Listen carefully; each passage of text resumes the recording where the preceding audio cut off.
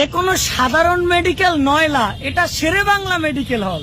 এখানের প্রত্যেকটা নার্স এক একজন শাবনূর, শাবানা, মমতাজ, ববিতা। এখানের প্রত্যেকজন ডাক্তার, তারা এমবিবিএস, কিন্তু তারা পরকীয়ার হোম মিনিস্টার। ওয়েট বাঙ্গাই বলতেছে। যারা মনে করে শেখ হাসিনা পালাই গেছে, শেখ হাসিনার আত্মীয় স্বজন বাংলাদেশে নাই, তারা এই মেডিকেলের বুয়া আয়া এদেরকে একটু লক্ষ্য করবেন, দেখবেন শেখ হাসিনার প্রত্যেকটা গুণাবলী তাদের মধ্যে আছে। এবং এইখানের যে দালাল, তারা তার বাপের চেয়েও আপনার ভালো চায়।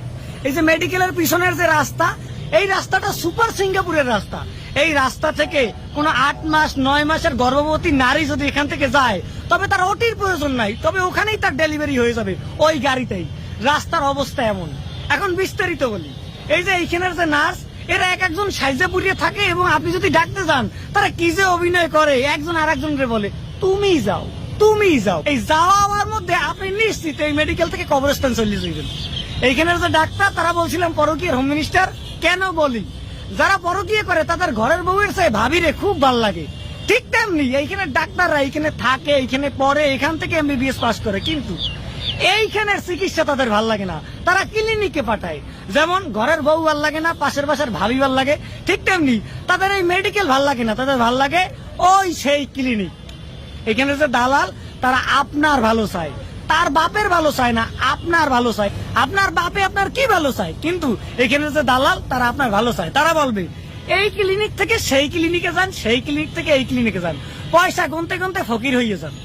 আর এখানের যে বুয়া যাদের কথা বললাম, তাদের যে কি ব্যবহার, বাবা গো বাবা, তা তো বললে বোঝানো যাবে না। তাদেরকে ম্যাঠাম বলতে হয়, ম্যাঠাম। তাদেরকে বলতে হয় আপা একটু আসেন, আপা একটু ক্যাথেটারটা পড়ান, আর পয়সা গুনুন। এইখানে পয়সা ছাড়া কোনো কথা হয় না, টাকা যে কথা বলে, শেরে বাংলা মেডিকেল তার সবচেয়ে বড় প্রমাণ। আপনি যদি হতভাগ্য রোগী হন, তবে মনে রাখবেন আপনি তো রোগী নয়, আপনি এসেছেন এটিএম কার্ড।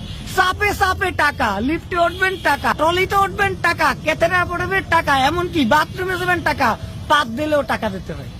আর এইখানের যে খাবারের মেনু, আপনাদের জন্য যে বাজেট, সেটা নিয়ে আর একদিন বলবো। যদি শুনতে চান তবে ছোট্ট একটা কমেন্ট করে যান। ভালো থাকবেন, টাটা।